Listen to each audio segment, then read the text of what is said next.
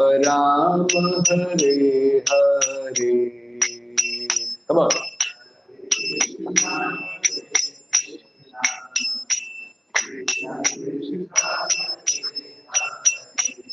Come on, Mataji.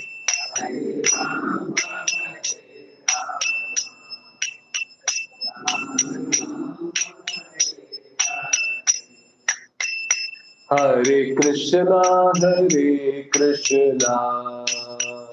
Krishna Krishna, Hare Hare, Hare Rama, Rama Rama, Hare Hare.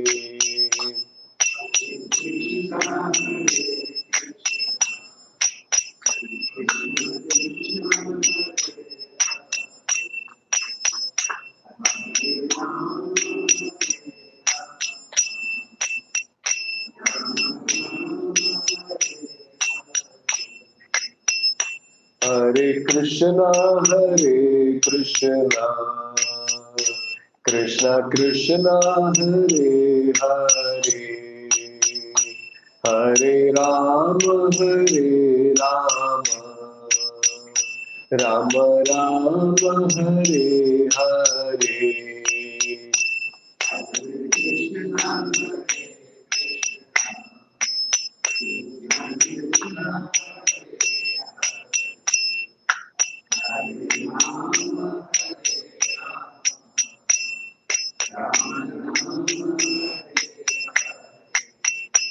Hare Krishna, Krishna Krishna, Hare Hare, Hare Rama, Rama Rama, Hare Hare.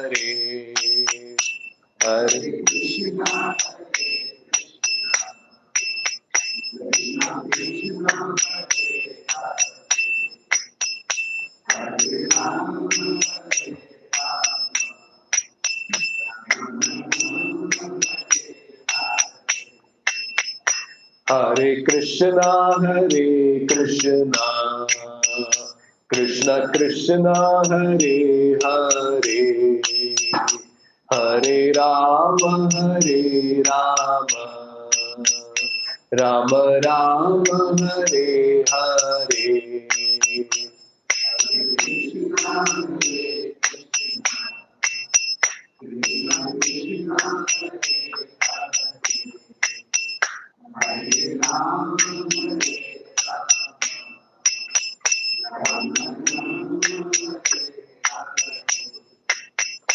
Hare Krishna,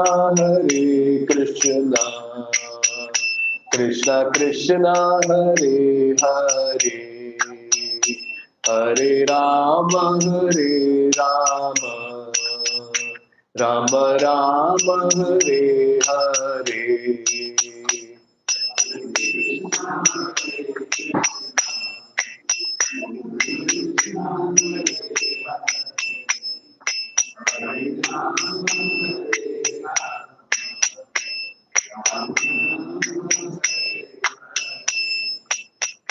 Hare Krishna,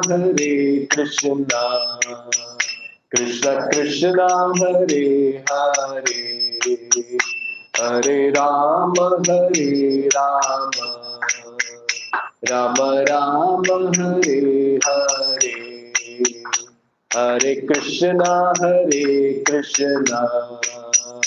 Krishna Krishna, Hare Hare, Hare Rama, Rama Rama, Hare Hare.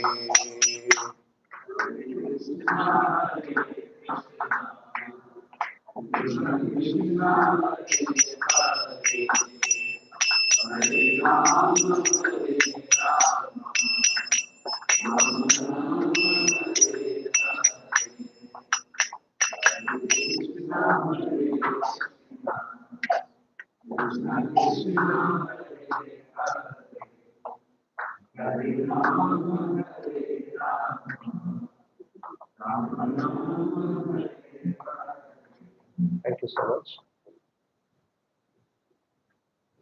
So like always, everyone can hear me at the back? Yeah. Like always, we will chant our Mangalacharam prayers. Mangalacharam is auspicious. Okay? Before we start anything auspicious, we should have prayers. Let's chant. Please repeat after me. Om Namo Bhagavate Vasudevaya. Om Namo Bhagavate Vasudevaya. Om Namo Bhagavate Vasudevaya. Om Ajnanatimirandhasya Jnananjanashalakaya Chakshurum Militam Yena Tasmai Shri Gurave Namaha. Namam Vishnupadhaya Krishna Preshaya Bhutale Srimate Bhaktivedanta Swamin Niti Namine. Namaste Saraswate Deve Gauravani Pracharine Nirvishesha Shunyavadi Paschat Deshatarine. Jai Shri Krishna Chaitanya Prabhu Nityananda Shri Advaita Gadadhara Shivasadi Gaura Bhakta Vrinda. Hare Krishna, Krishna Krishna, Hare Hare, Hare Rama, Rama Rama, Hare Hare. Mukam karoti vachalam pangam langayate itkapadam mahmade Shri Guru Devatara Paramanand Madhav Shri Chaitanya Ishwara Hari Om.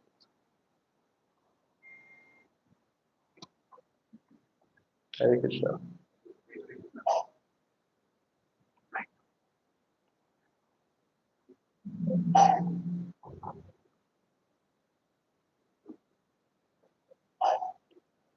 Today we have all joined again.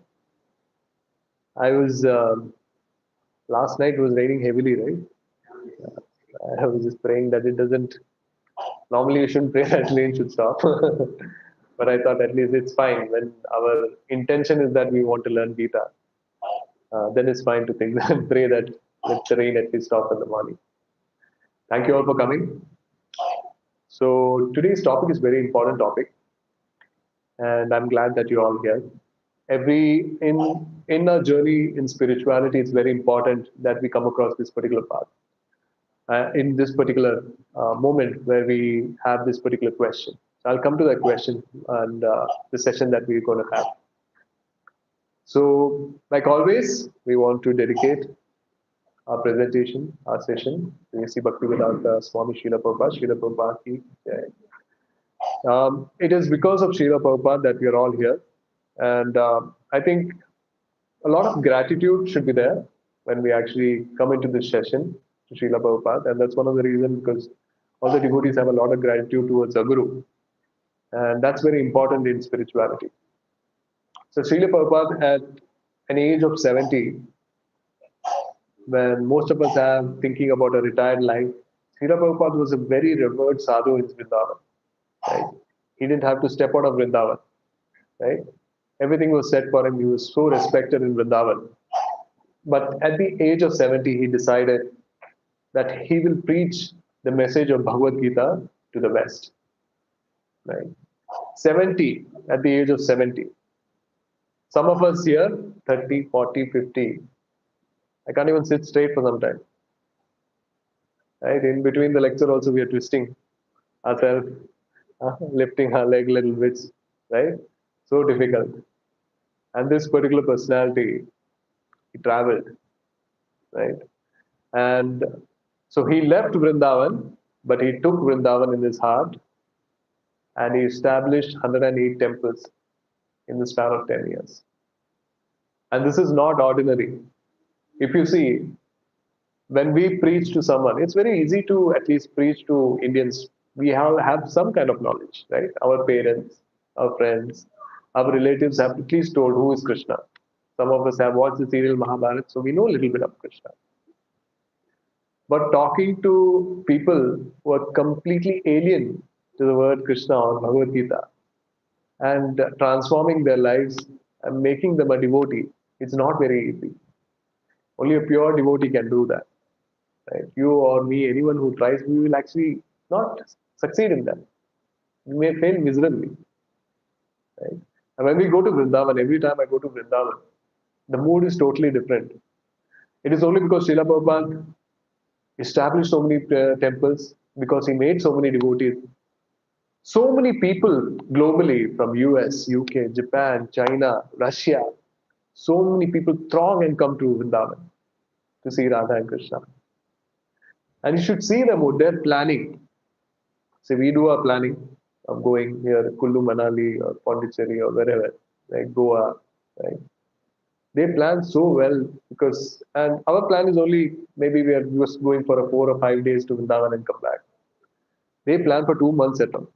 That's the way they plan. That's the kind of importance that they give to Dham. And that is something that is missing in us. One of the reasons that is missing in us because Indians have one syndrome, the I know syndrome. I know everything.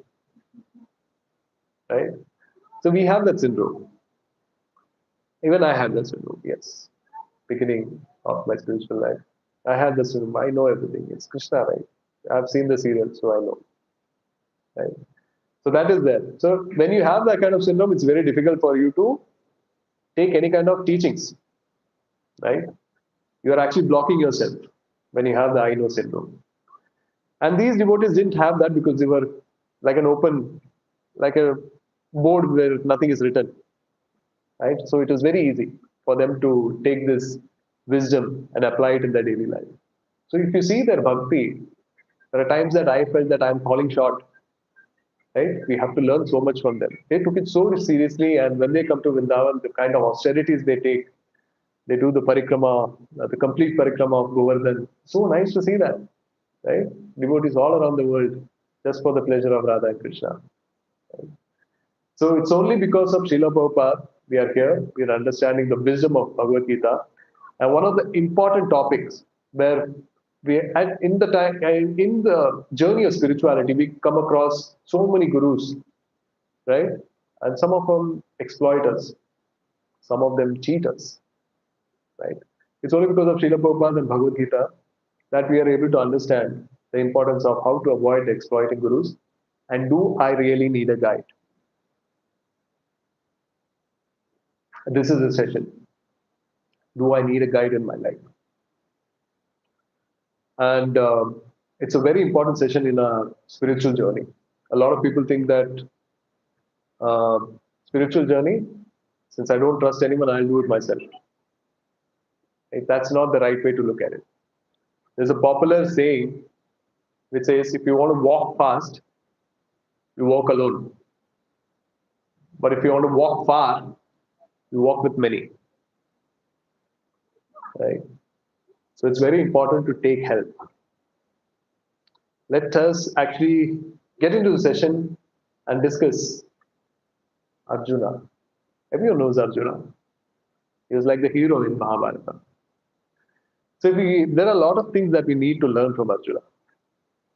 So when it comes to Arjuna, he talks about self-control. Urvashi is the most beautiful damsel in the heaven. And she expressed to union with Arjuna at a certain point. And Arjuna was so self-controlled, he said, no, I won't do it. Because his goal was totally different at that point of time. Right? So a lot of things come in our journey, but we have to restrain ourselves.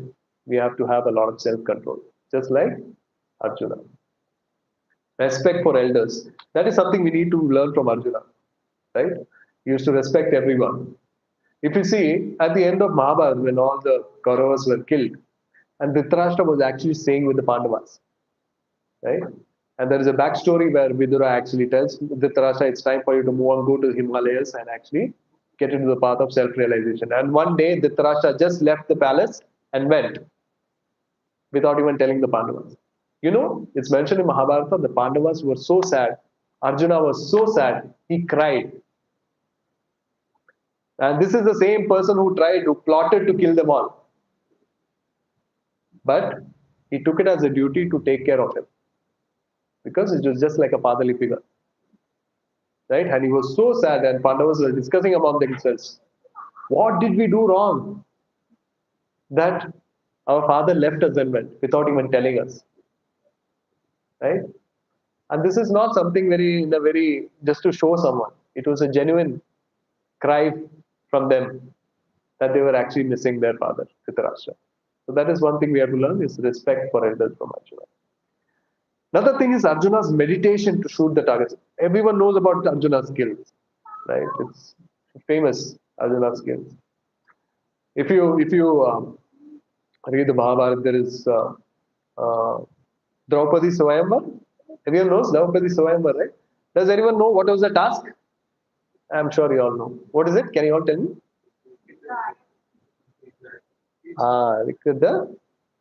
Yes. So the task was there was a fish on the roof, on the ceiling. And this fish was moving. It's not something that was just left, right? It was moving.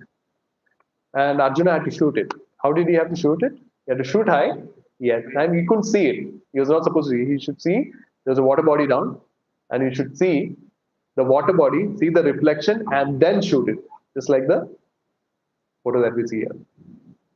And where he has to shoot? He has to shoot the eye, not the entire fish. You know, so much concentration is required. And that fish is moving. And you're not even looking at the target. You're looking at the reflection. Right? And Arjuna used to practice so much, and he shot it. Arjuna used to practice at night also. With the moment, with the sound, right? He used to shoot the arrow. He was that good. Yes. At night, he used to practice that. So he gave a lot of time for his skills. It's not something that he was just blessed with. Of course, he put in a lot of effort and time into that, in mastering those skills. Right? Now, this same Arjuna, when he came to the battlefield, he is coming with Krishna, the battlefield. And he says, Krishna, get me to the middle of the army, Kauravas and Pandavas. I want to see who has come to fight. And he sees, and he goes into anxiety. He goes into depression. This same Arjuna, who's so strong, who's so self-controlled, who's so austere. This same Arjuna was in anxiety. He says to Krishna, Vepatuscha sarire me Romaharshasta jayate Gandivam shamsate jayad Tvachaiva paridayate. So Vepatuscha sarire me. I'm trembling. I'm trembling, Krishna. Romaharshasta jayate. My hairs are standing. My hairs are standing. You get goosebumps, right? Sometimes. Then Gandiva shamsate jaya hastat. So Arjuna has taken a vow that he will not put down the Gandiva. Gandiva is actually slipping from my hands, Krishna. What do I do? So just imagine a person like Arjuna can be in this state. What did he do? Let's look at Bhagavad Gita. Please repeat after me. Karpanya dosho upahasvabhava prachami dvam dharma sammoda cheta yashreya shitam bruhi tanme Shishyasteham sadimam tvam papannam. Can someone read the translation, please?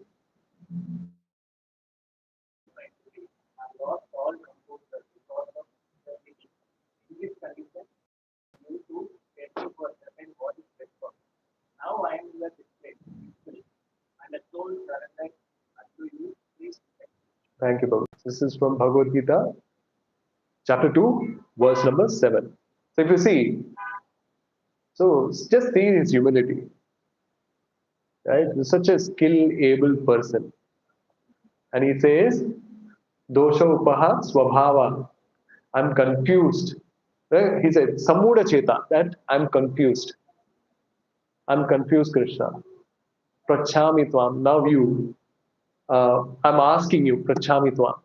And he says, Yachreyashan nishchitam brohitan me. That tell me for certain what is best for me. So you know what? A lot of our times we have a blockage where if we are going through a certain issue in our life, we don't open ourselves. We don't ask for help. Does that happen? Does that happen? It happens. No? Everyone goes through a lot of turmoil in their life. But we hold on to it. We don't talk to anyone. We don't open ourselves. Right? And here we understand what Arjuna, he took the humble position. He understood that he has a problem. He needs to sort it out. So he went to Krishna and he's actually telling Krishna, I'm facing these difficulties. So Krishna understood. Right? So he's asking Arjuna, he's asking Krishna for help. Right? Now, in our life, when we go through something, we don't take help. What stops us from taking help? Does anybody know what stops us from taking help? Oh, nice. Hit the bullseye. It's ego. कैसे पूछे हम? उसको क्या लगेगा? मेरे को नहीं आता. That I'm going through this particular problem. We don't open up. We don't ask for help. We think that is something very downgrading.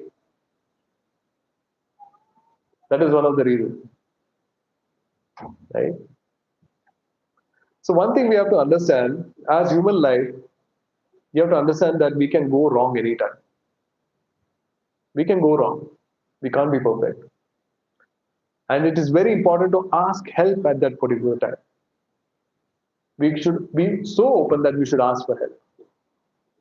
Maybe someone who is senior, especially someone who's following the path of spirituality. He would probably give you the best advice. And when you are asking for help, right, you're asking help. I have a certain problem by asking Prabhuji for help. Who is getting benefited? One who's asking? Everyone agrees? Or the one who's giving the advice? One who's asking, right? So when we ask, when we are in trouble, when we are in a confused state, and we ask for help, and we get help, we are the ones who are getting benefited. So please open our heart. If there are any issues that we go on in our life, what we understand from Arjuna is that we need to open ourselves. And we need to ask for help. Help will come. Right? So, and when we open our heart, that's when a spiritual master or a guru comes and helps you. Right? Now, there are different kinds of guru also, different kinds of guides. We'll actually get into that now. Okay? So different kinds of guides. Let's look at this. Free advice guru. You would have heard this. Free advice gurus are there. Some of our friends are free advice gurus. Some of our relatives are free advice gurus. Right? They just give us advice. If you're going through something, we would have probably not asked them also. To ऐसा क्यों नहीं किया? Right? I told you this will happen to you. These are free advice guru who don't follow anything themselves also. Right? And could be anyone. Right? And see, there is No idea. Even if you have a vegetable vendor or a shopkeeper who you are constantly, regularly buying groceries from, he will also give you an advice, right? If he comes to know, if you're on the phone and we are discussing a certain problem, hey sir, ऐसा करना था ना, huh? He'll give an advice. He has no idea what we are going through. 10% he doesn't know what we are going through. These are free advice gurus. That's why it's written there. Take my advice, I don't use it anyway. Right?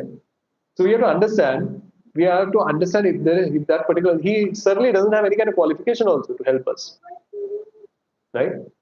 And he's not interested in our well-being. लेना है तो ले ले, मेरे को क्या जाता है? Right? And as a matter of self-gratification. So when you give someone advice, this like we spoke about ego, right? Satisfies our ego.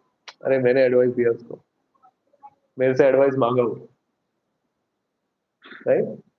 So this is one free advice guru. I'll actually show you a small video. This was actually made by India Today. That's a very funny video. Krishna. Volume is up, right? Okay.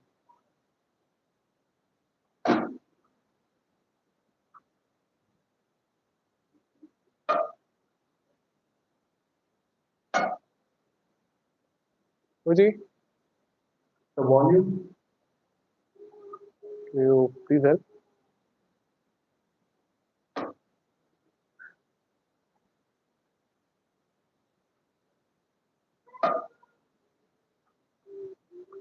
Okay, there is some problem with the volume.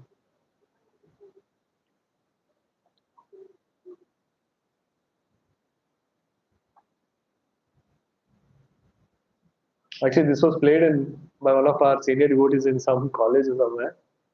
And one of the Matajis got a little angry and she said, how can you put this video? So we said we didn't make this video, it was there in India Today, we showed it. Right. Puji, can you? There's no volume, I'm not sure. Kunjisha Prabhuji is there?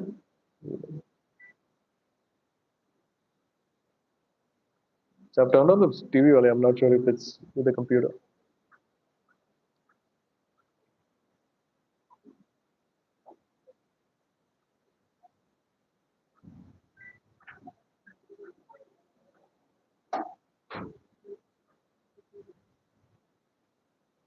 It's not playing, though.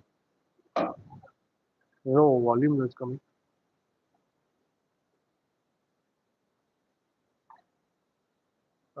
TV is full.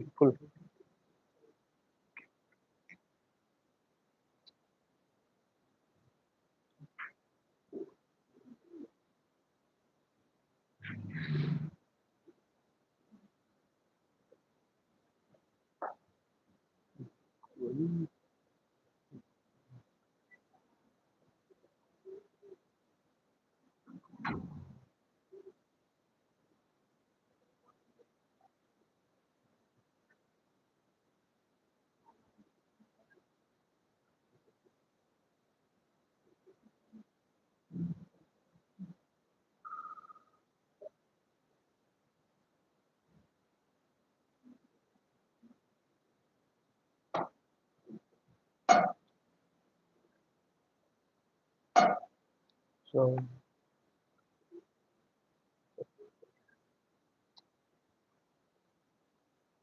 not sure yet.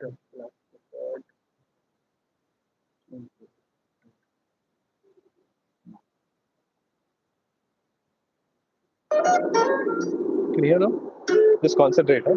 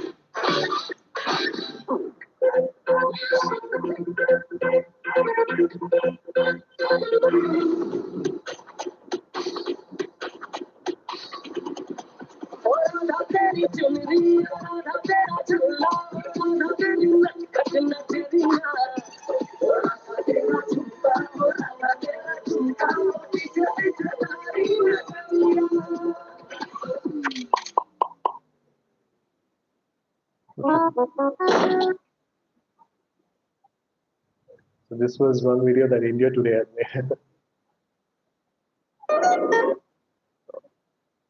So we come across a lot of exploiting gurus. Right? And it's natural when we are in the spiritual journey, we may come across or we have already had experience of this. In the Vedic times, there were three things that was free. Does anybody know what was that? First was education. Education was free. Right now I heard that kindergarten school kids are paying 2 lakhs, 2.5 lakhs. I probably would have studied my entire graduation at least with that same money. So you see, what is really, it's become a business, right? And what is another thing? Education was free. Healthcare. Healthcare was free. Medical healthcare was free. Now we are so scared that if we are asked for a surgery with so many news that we see around, right? There's somewhere I go for some heart transplant, my next time I won't see my kidney, right? So we are scared because we see so much news, we come across so much news of what is really happening, and we are really scared. If this person is genuine, if this hospital is genuine, if they will genuinely look after me. And what is the another thing that is free? Justice. Justice, law, that is free. These things we charge for, these things were free in the Vedic times. Justice, law. Now, if you see, I've heard there are lawyers who actually, if there is a certain person who is going into the court and he has a court case that is running, both the sides there are lawyers. They come into a pact saying that we'll actually lamba chalate isko. अपना अपना पैसा भी आते रहेगा, वो पे भी करती जाएगी. There are people like that. There are lawyers. So it's everything has become a business now. So we don't know whom to depend on. People whom we used to depend on, these are like gurus, or these are the people we depended on, right? And now these people are the ones who are exploiting us also. So I'm not generalizing. There are people. So people who are supposed to help us are not in a state to help us, right? And there are spiritual organizations also which say, with a very different tagline, Sambhog se Samadhi. You guys heard?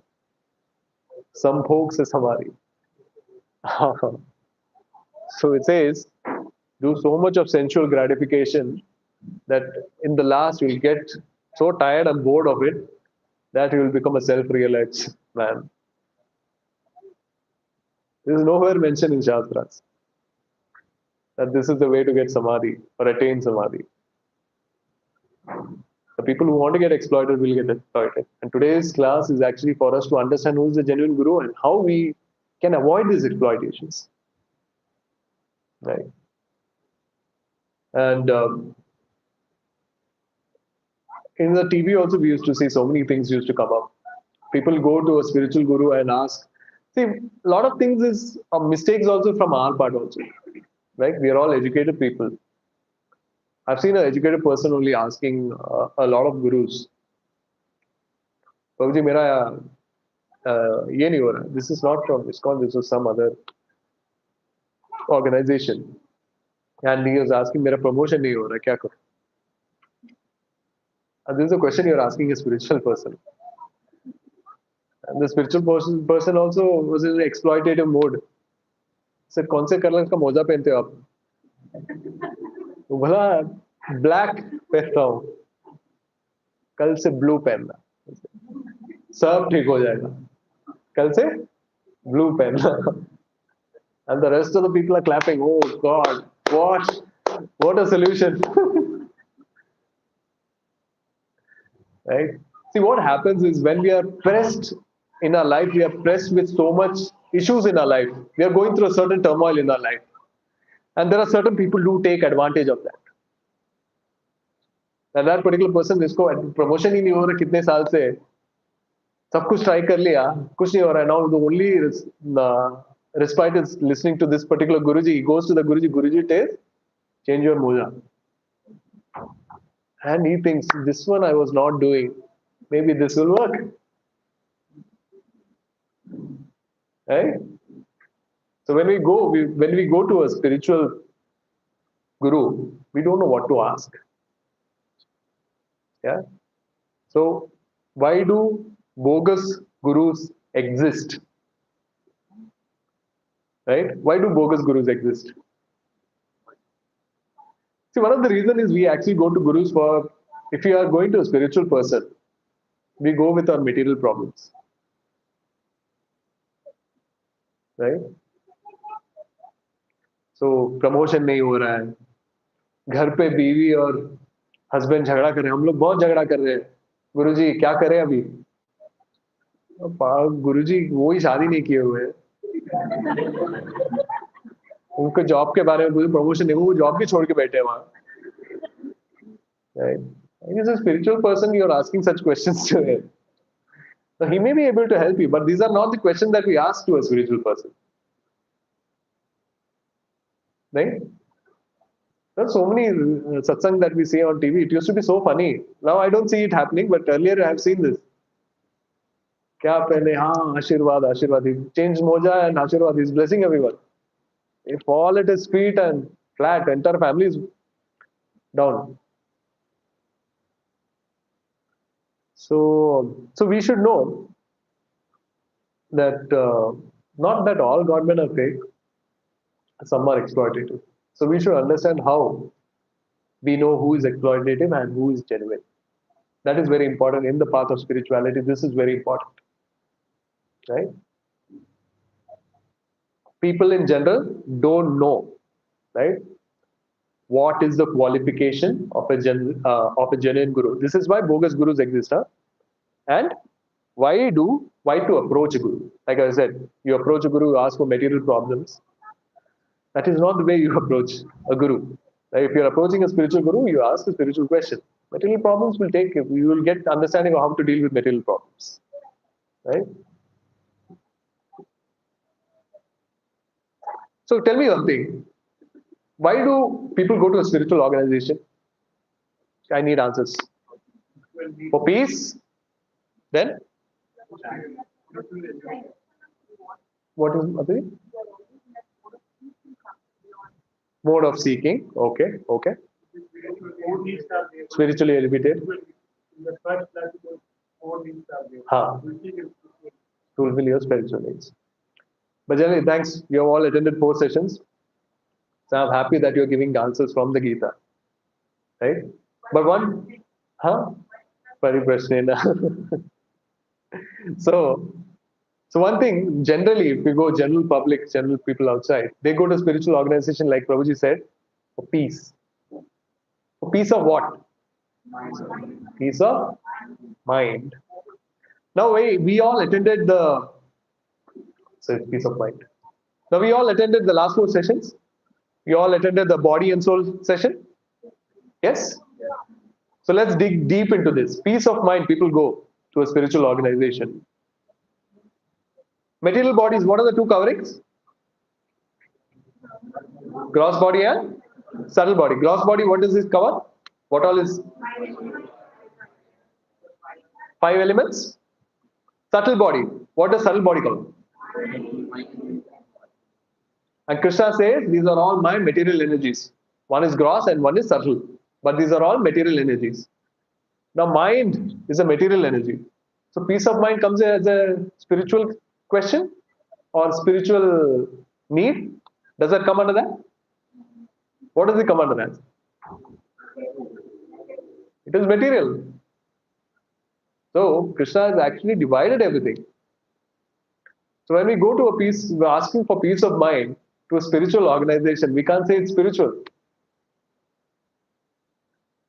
It's material only. We can call it an organization that deals with psychiatry or organization that deals with something else. But it's not a spiritual organization if they are telling you that peace of mind will come. Peace of mind is a byproduct in spirituality. People think peace of mind is ultimate. That is just a byproduct. You will attain peace of mind when you're actually practicing spirituality. But that is not the goal.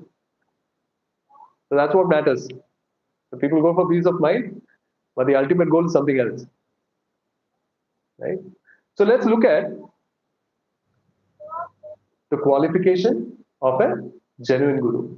So we all understood how exploitative gurus can be, right? How we need to avoid them. What are the kinds of questions that we need to ask? Now we have to find out what is the genuine qualification of guru, right? If you're looking for a guru, we need to find out the qualification of guru. First one is selfless. He needs to be selfless, right? For instance, if there is a guru and we're all sitting here and he's starting his class, and there's a certain person who has certain doubt or he has some issues in his family, and this guru sees, oh, he's wearing Rado watch, he's having a gold chain. How beta, right? So guru should not be like that, right? Guru is not like that. Guru is actually selfless. His only aim is that to better the other person who is asking the question or who has actually come for the class, right? Better him than what he was yesterday or today. His only motive is that whatever knowledge I have to actually pass it on to him, right? Just act like an instrument. The next one, he will teach only from scriptures. There are people who will give multiple opinions. I think, in my opinion, right? That's not what a genuine guru does. Genuine guru will actually give you a quote from Shastra. He'll give you a praman. And then he will say, this is what you're supposed to do. He won't say, in my opinion, you should do this. I think you should do this. That's not the way a genuine guru does. He will actually take it directly from the Shastras. Okay? Another thing. He's our well-wisher. So his genuine aim is actually to better you. Right? Better your path, make it easy for you in your spiritual path. So I heard from a senior devotee that there are so many sessions done by other spiritual organizations where they don't open it up for questions. Right? You're not allowed to ask questions. But in the path of spirituality, questions should be asked because doubts will normally arise in a human mind. But again, we'll come to that how a question should be asked. We'll come to that a little later. But question, if you see all our Shastras also, it is actually a Vartala. Be it Bhagavad Gita, be it Srimad Bhagavatam, it's a conversation. It is question and it is answer. Right? It's not like I've given you this 100 commandments, you just follow to the T. That's it. Right? That's not the way it is. And we may have some genuine doubts. So we can always ask and clear it up. Right? So Guru is someone who's always trying to see if he can actually clear the doubts of that particular person. So he's genuinely our well-wisher. Another important thing is he is from a parampara. Yes, a sampradaya. And this is very important. We'll get in detail with what a parampara is. So this is an acronym that we have put, qualification of a genuine guru. It's easy for you to remember. So stop. It is S for being, T for O, P, parampara. So we'll get to know what is parampara. We'll dig deep as to what is parampara. See, one thing we have to understand when we actually speak to a spiritual guru, the first three is little difficult for us to gauge in the first instance. But one of the things that is in our hand is to understand if he is in the right parampara. Right? And here, the shloka, Bhagavad Gita, chapter 4, verse number 2. Please repeat after me. Evam parampara praptam imam rajasayo vidu sakalena mahatya yogo nasta parantapa. So can someone read this?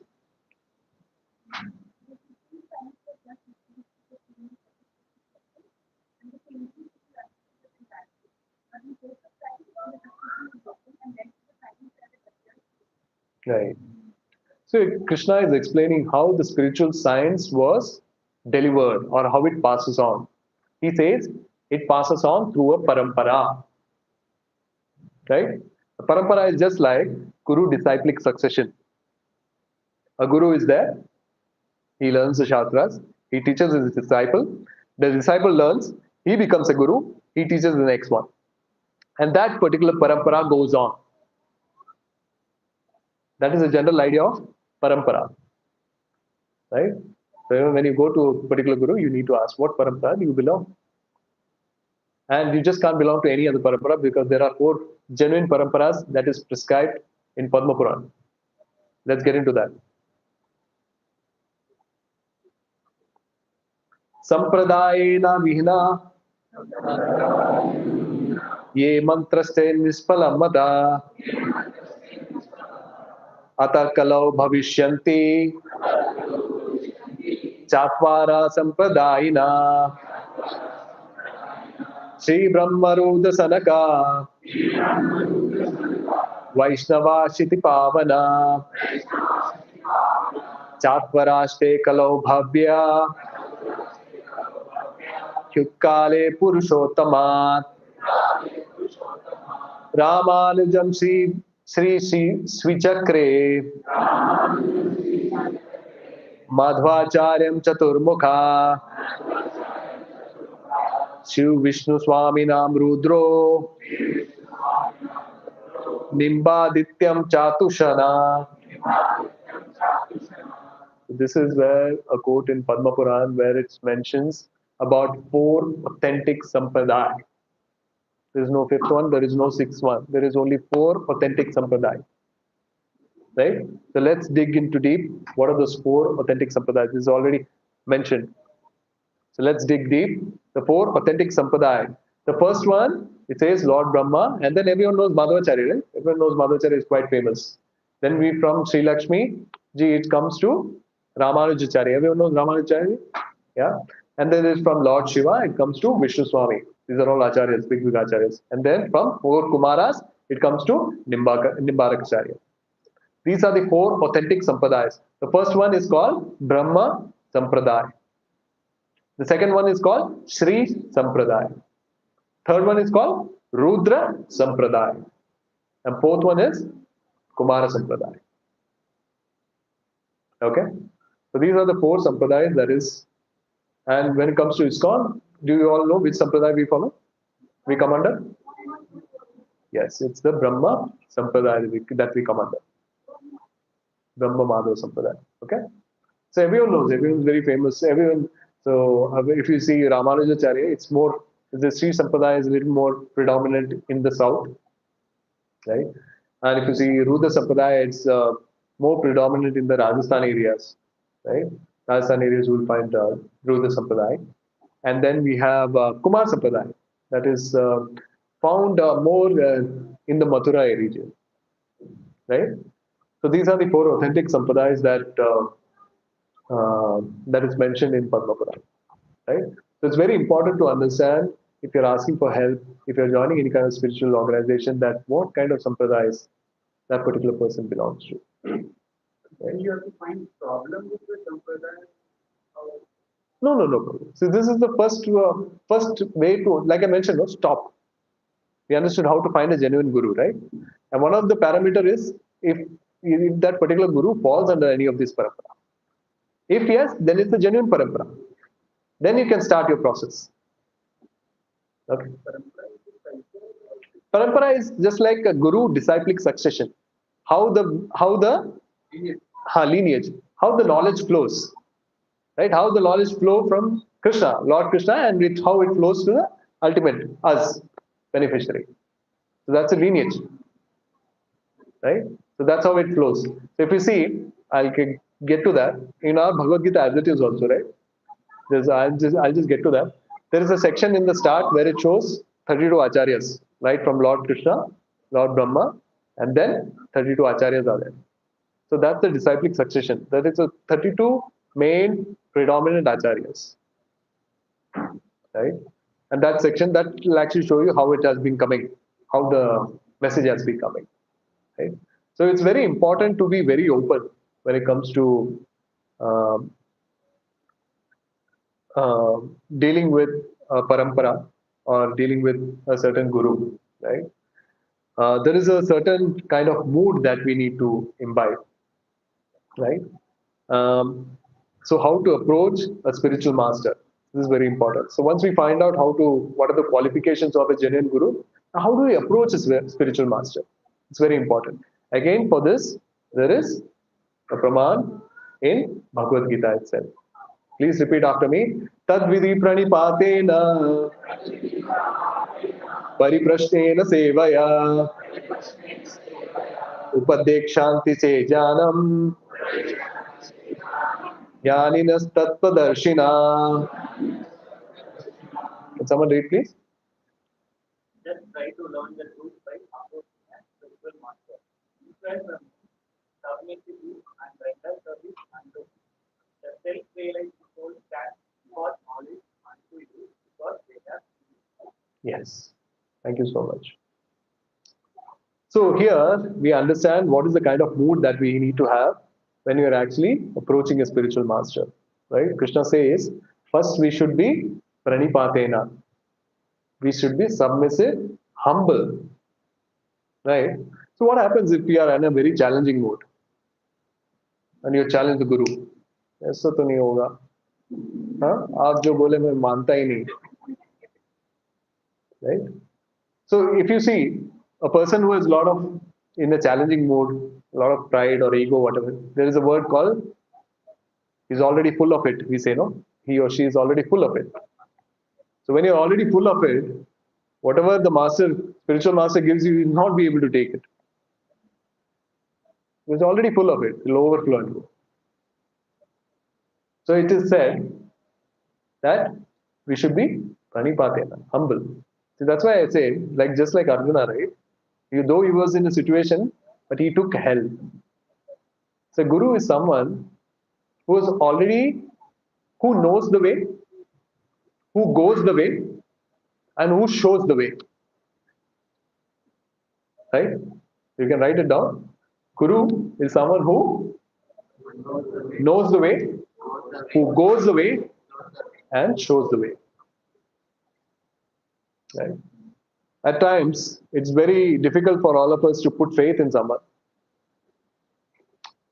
Faith is not opposing to spiritual understanding. Faith is actually a foundation. Faith is actually a foundation. In our daily life, we travel by flight. Do you all know the pilot? Right? We understand that he will actually take us to the destination. You're putting faith there. You're putting your kid to a school. We have heard the reviews. But do you go and check the individual credential of the teacher? We don't. We put faith there. When we go to a shopkeeper, you're buying your products. We have faith that he's actually giving us good products, not adulterated products. Right? So everything to start off, what needs to be there? A little amount of faith should be there. Right? The kid is okay?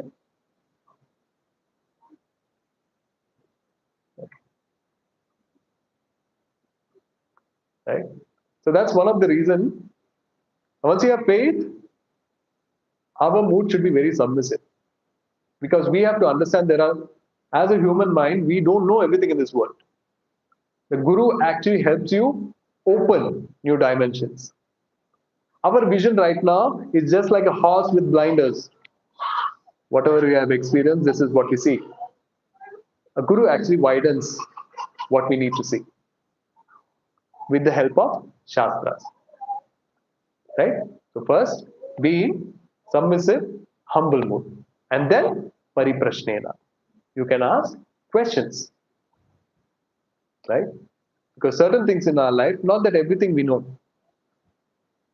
There are things we should be open that we need to know so many things. There are so many things in this world that we don't know. Right? So we can always ask questions. We can always ask doubt. Right? And Guru also, when he sees that genuinely this person wants to learn, he will give the understanding. So when it comes to a challenging mode, what happens is, even the Guru is not in a mood to actually prove himself. It doesn't matter for him. But who's actually losing? Person who's asking. Right? So one of the attitude is pranipatena and then pariprashnena. And then what we need to do? We need to do sevaya. We can't just keep taking. That is what we have become. There is something called a sevaya. You should have some kind of gratitude towards the teacher. Because he's imbibing so much knowledge to you, you should have some kind of gratitude. Assist him in some way. And this is the way we approach a guru. What are the three things? To be humble, submissive, then ask your questions. And then what we need to do? Sevaya. So these are the three things that we need to do when we are actually approaching a guru. Right? So one of the reasons is that, see, knowledge actually flows from top. Just like water flows from top. Yeah? Knowledge flows, water flows from top. Blessings comes from top. Mercy comes from top. So just like that, knowledge also comes from top. And for that, we need to be submissive.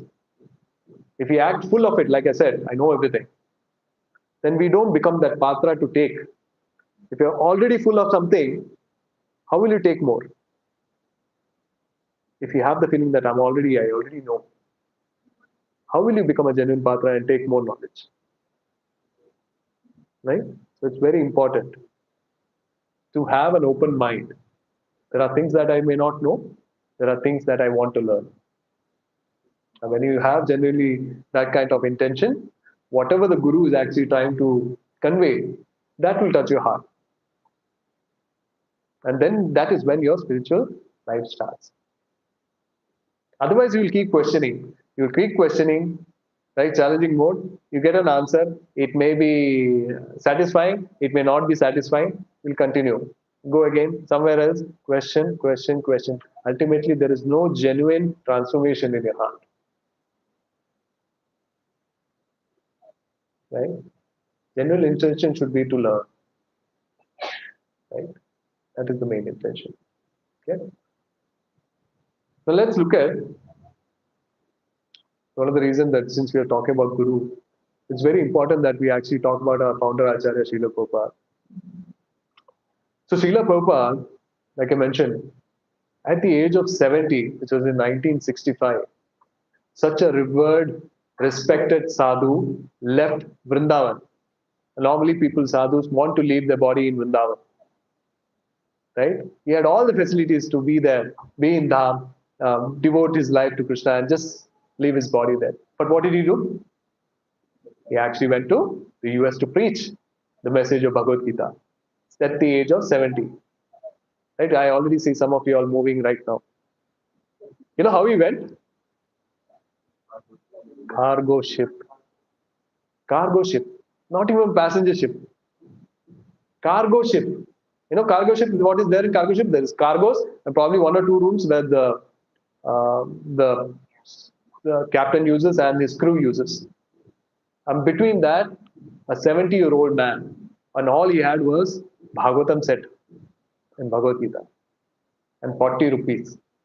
That's all he had. In the journey, if you all have anytime traveled in a cruise or ship for a long time, a lot of people actually come, you would have come across seasickness because all you see is water everywhere. Daytime you see water, nighttime you see water, always the ship is moving, right? There's something called a seasickness. So Srila Prabhupada was always throwing up. He's always sick in that ship. And the journey was for many days. He went through 2 massive heart attacks in the ship.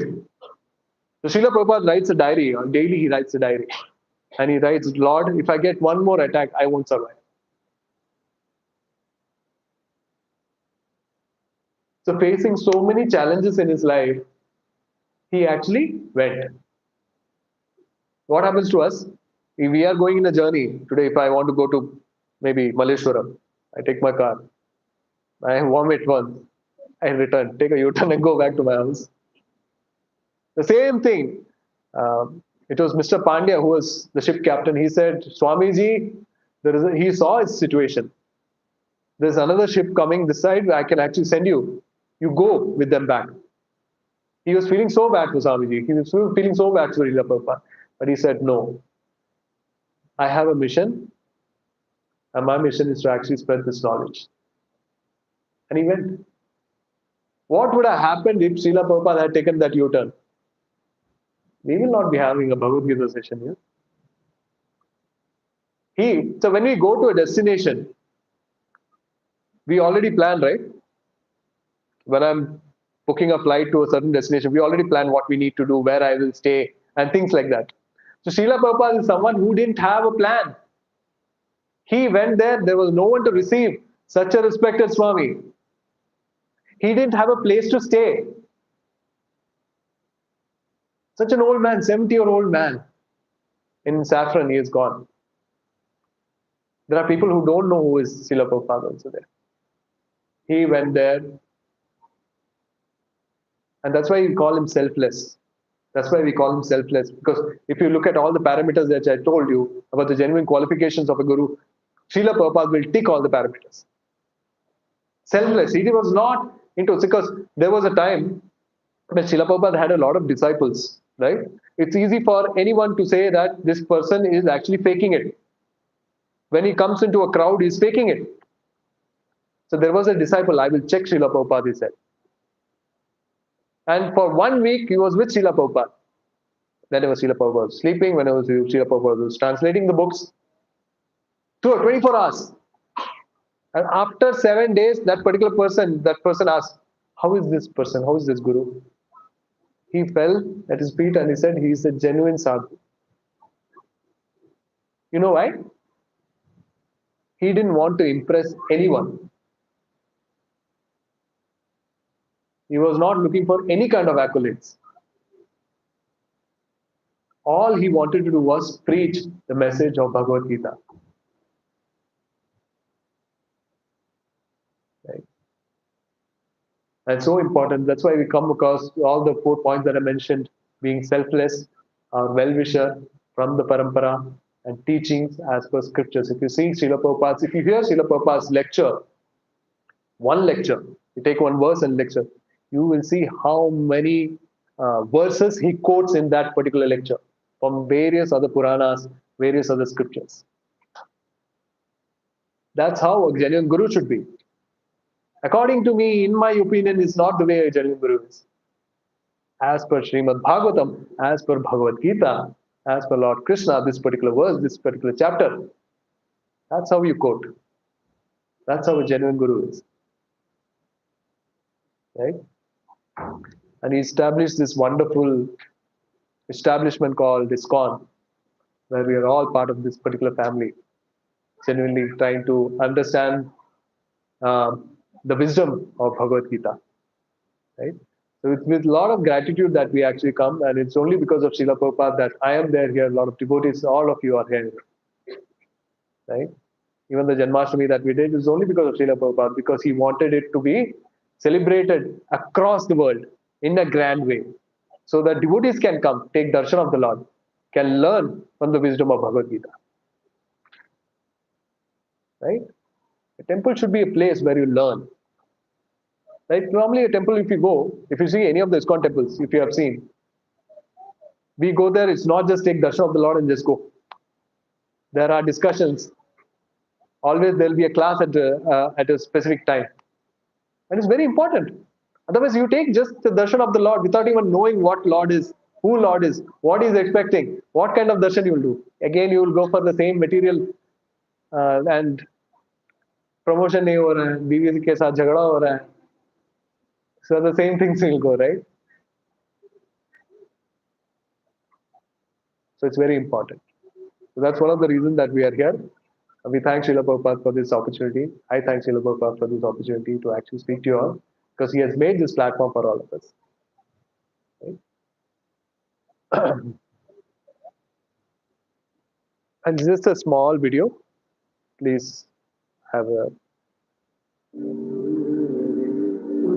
Somebody told you the story, you wouldn't believe it.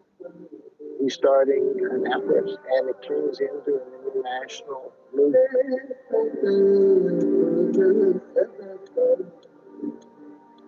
I want to bring one revolution against materialistic civilization, so that the whole world may be happy. He said that he would like to go to America. I said, are you crazy? Old man, you are going to die.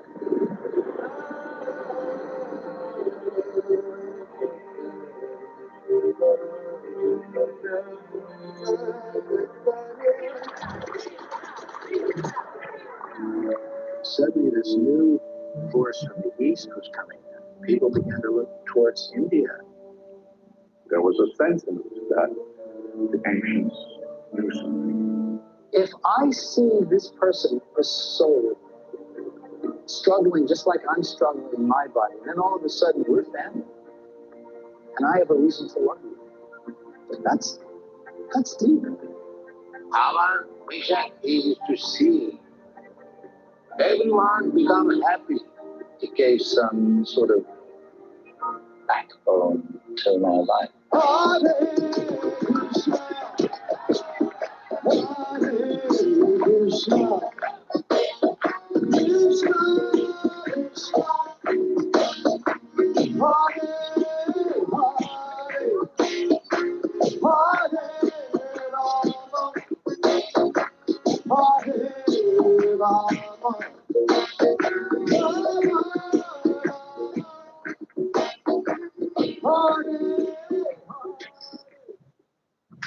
Thank you so much.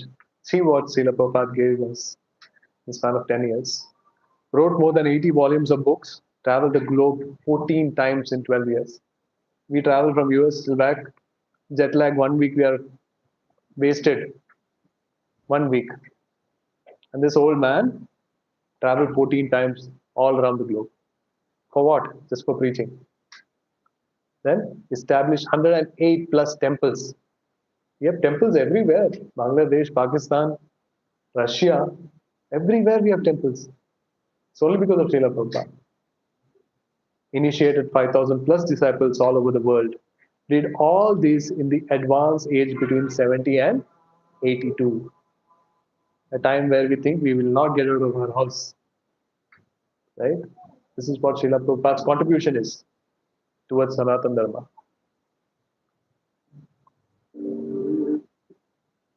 That's what I wanted to say. Again, we are coming back to the same points of finding a genuine guru, right?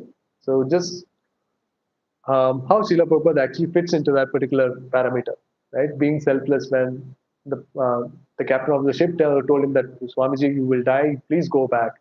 He said, no, I need to preach. And it's for the benefit of all the people. He wanted to actually fight against the materialistic civilization, right? And that's why at that particular time there was hippie revolution that was going around, right? And they had such a revolution where they said we will not listen to anyone above 30 years.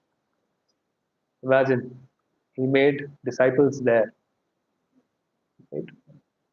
And then teachings based on scriptures. And if you have started listening to Srila Prabhupada's lectures, right? If you see, he will quote only from Shastras. And that's how a genuine guru should be. He'll quote only from Shastras, right? And its Shastras come from Parampara itself, right? He's a well-wisher. So, like I mentioned, he genuinely wanted to help the people all over the world because he knew everyone was suffering. He didn't want to bind Bhagavad Gita's wisdom in India itself. Right? It had to go out. And that is one of the reasons that Srila Prabhupada went and preached. Right? Genuinely, he was a well-wisher of everyone. And that's how he was able to transform the life of so many people. Right? People who were doing so many bad activities, they transform themselves. That's why I talk about it whenever we go to Vrindavan, you can't even believe the kind of people. It is easy for us to see, it is normal for us to see our Indian people only coming. Imagine people all around the world, why they are coming. It's only because of Srila Prabhupada. He is the main man. That is the reason that we have devotees all around the world. Right? And final lesson is from Parampara, the genuine Parampara. And this is the list that I was talking about. Someone was asking. Right? This is the list that I was talking about, where we have a list of the 32 acharyas, 32 names, right, from Lord Krishna to Srila Prabhupada. Right? This is the succession that we have, disciplic succession that we have. If you have the Bhagavad Gita as it is, you will see it in the page itself, front, prior to the introduction or after the introduction. Right?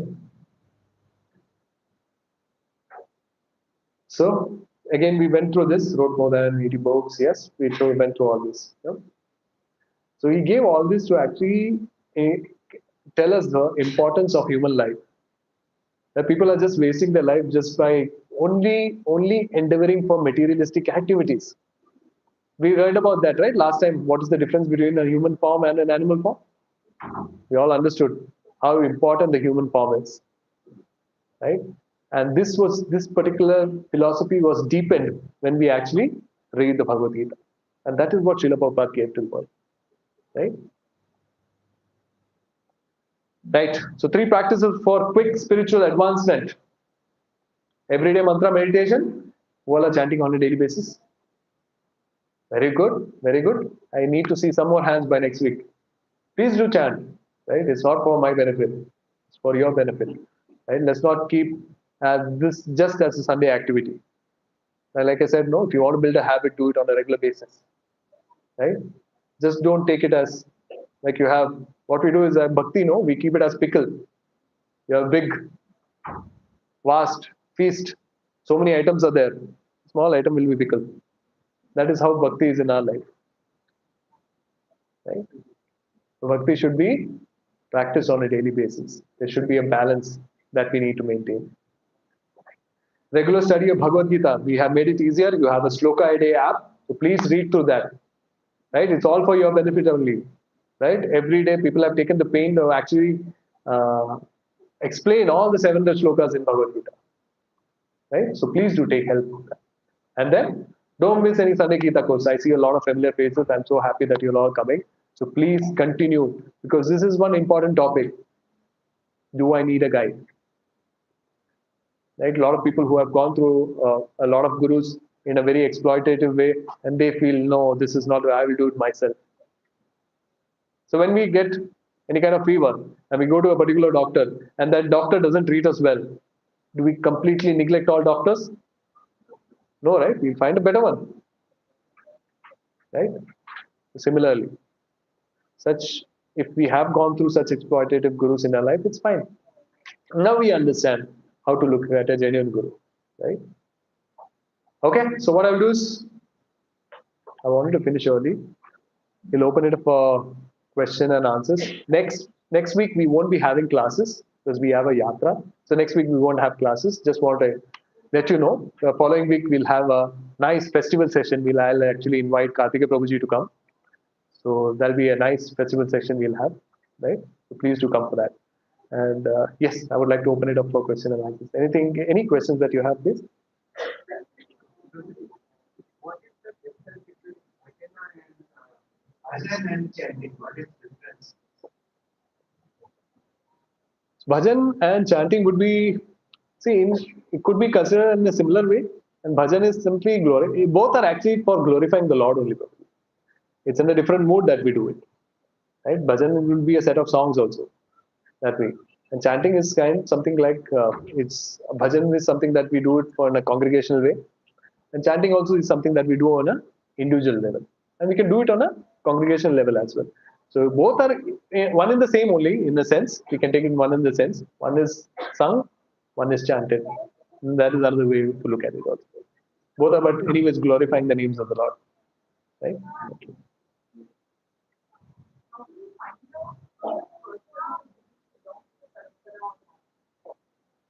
You can ask for Mataji. So we can always see, we can always question Mataji, right? We can always question the people also who are following him also. We can ask them. You know, generally, we can watch someone and understand how they are behaving, how are they quoting certain things. When we have a conversation, when we have interaction, we'll come to know, right? And deeper, if you want to find out, we need to ask the people who follow him, his disciples, right? Read about him, right? That will also help, right? That will help. So Thanks. what's the looking group, always talk qualification. Yes. But how do I find it? Right? I mean, so there are so many gurus, right? Right now we are, looking you as a guru. But how do you are really the guru, or it is someone else, right? I should change So my when, clothes. when I come to realize that okay, he is the person, that is my guru. Okay. It's a nice question. See, when what happens is we should genuinely have a feeling that I want to learn and I want to learn under some guru. That desire or endeavor should always be there. So Krishna says, is mentioned in Shastra that the first guru is actually Krishna, who acts as Chaitya Guru, they say. He's always in your heart, right? He's the Parama. He says in Bhagavad Gita that he is seated in your heart. Every living being entity is seated in your heart. So when you have a desire, genuinely want to learn spiritual activities, genuinely want to learn the philosophy of Bhagavad Gita in a genuine way, Krishna will arrange, is what he says, right?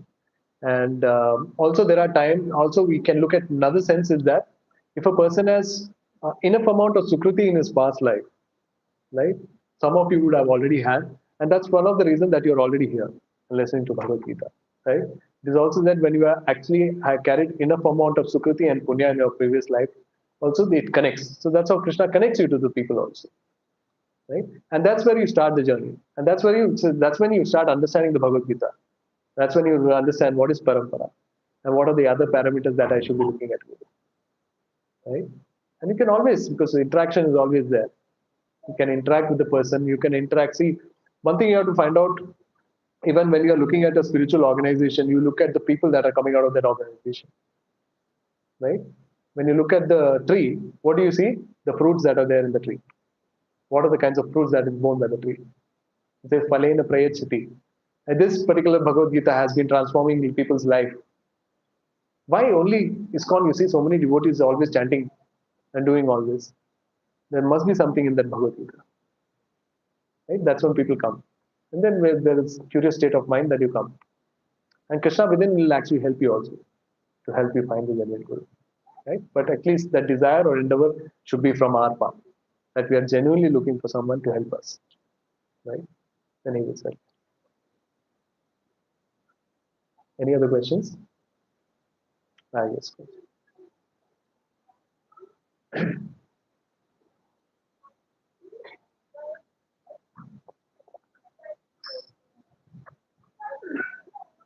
So, Prabhuji, you mentioned about Srila Prabhupada and his journey to US. But I wanted to ask, like, how did he get to know that he had to go to US and preach? Like, what was his mission? Like, how did he get to know about his mission? Okay. Okay. So this is when you read actually Srila Prabhupada's books, you will come to know. So Srila Prabhupada was already a revered sadhu in Vrindavan, right? Who was following the Brahmavada Gaudiya Sampradaya. And it was only because he was there and his spiritual master was there. And in the class, and his spiritual master knew his capabilities. So he knew that Srila Prabhupada could actually preach in English. And he was very good in English. Since he was very educated, he was very good in English. So that's when his spiritual master told him that his name was Abhay Charan. That's when he came to know. And one of the reason he got Bhakti Vedanta, the title also, is because of his knowledge about scriptures. That's why he's given the title of Bhakti Vedanta, Swami Srila Prabhupada, we call him. And that's when his spiritual master ordered him, told him that you have the skills, you have the knowledge, it's time for you to preach in the West.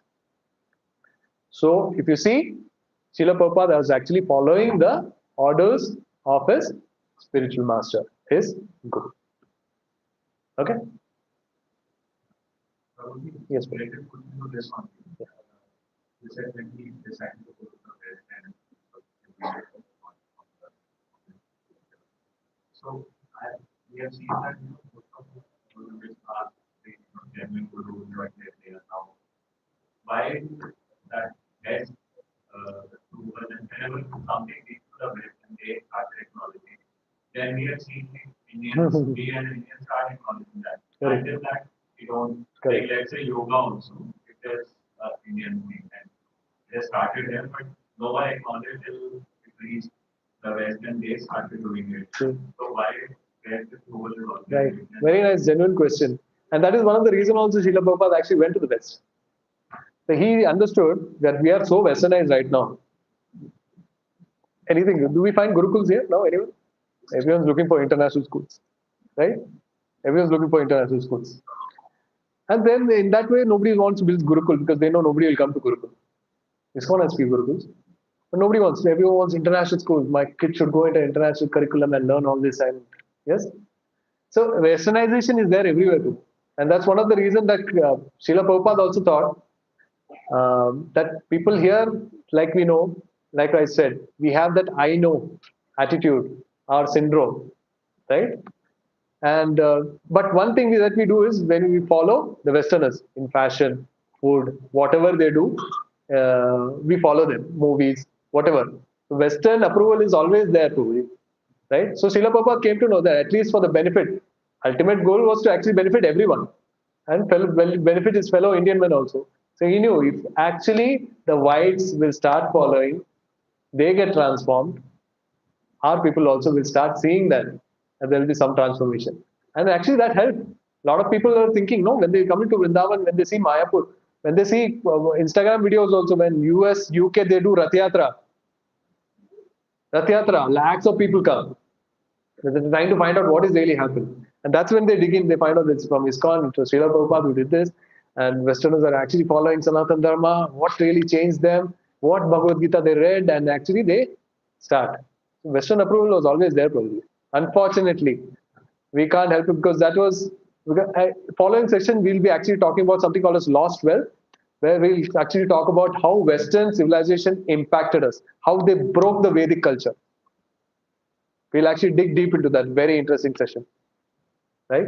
And unfortunately, that is the way it is, Prabhuji, right now. And since that is the way it is, Srila Prabhupada tapped into that because he knew that this is the way my fellow Indians will actually come into bhakti. Otherwise, no, I know everything. Right. Anyone else? Yes, Babu.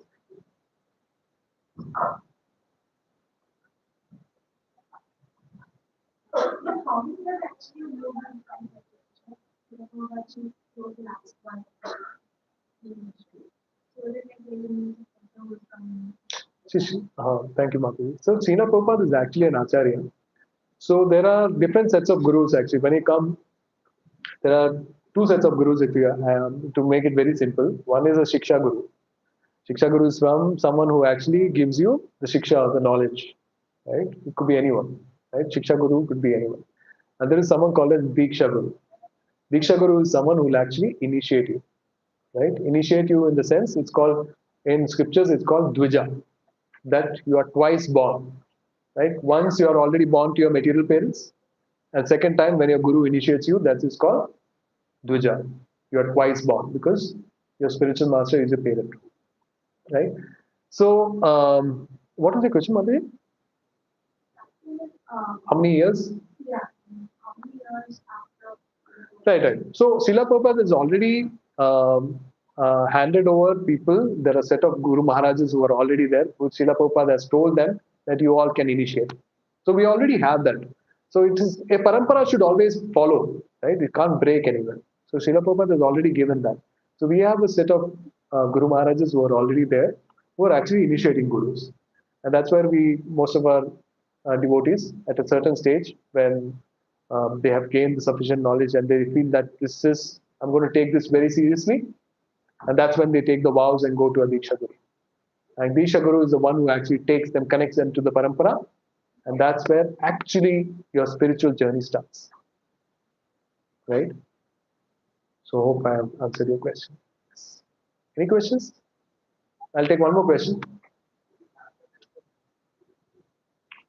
We do have the list of gurus, yes, we do have the list of gurus, but I need to check with my seniors if that is something that we can give it out, right? Because that is something at a later stage, probably, right? We're practicing bhakti for some time. This is like they say, no, this is like a pitch, cricket match. Not yet, cricket match has not yet started. We are still practicing. We just got into the ground. We have just worn our pads and come.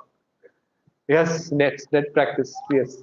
We just started on, right? Taking Diksha and also at a later stage when we are ready, because that is the commitment that we give to Krishna and Guru.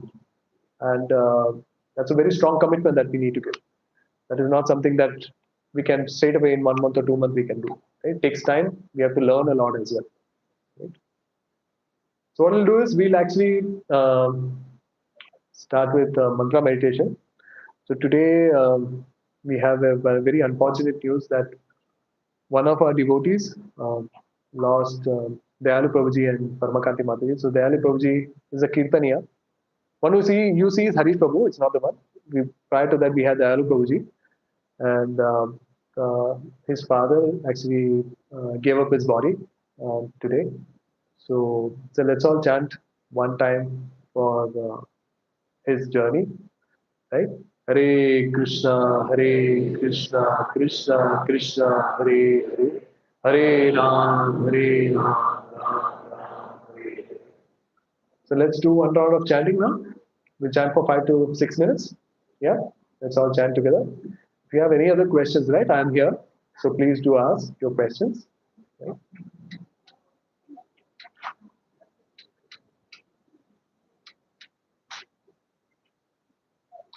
Another thing is, so next week we are not having session. So please note that I don't want you all simply coming and the doors of the temple are closed, right? So following week we'll have a nice session by Karthikeya Prabhuji. I'll invite him, right? So please do come for that. So, and if you have missed out any sessions, right, previously, please connect with your volunteer, or you can message me, or if it's the first time that you're coming here, you can connect my wife Rashmi. She's there. So you can actually connect and give your name. She'll actually add you to the WhatsApp group so that you get regular updates. And if you have missed any session, please ensure that you're actually listening to that session. And it's very important that we don't miss out any session, right?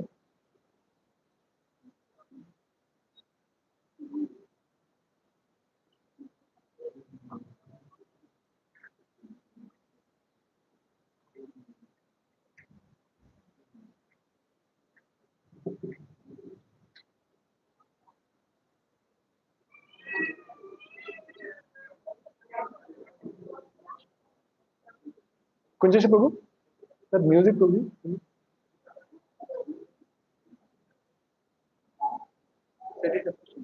Is it? That's again.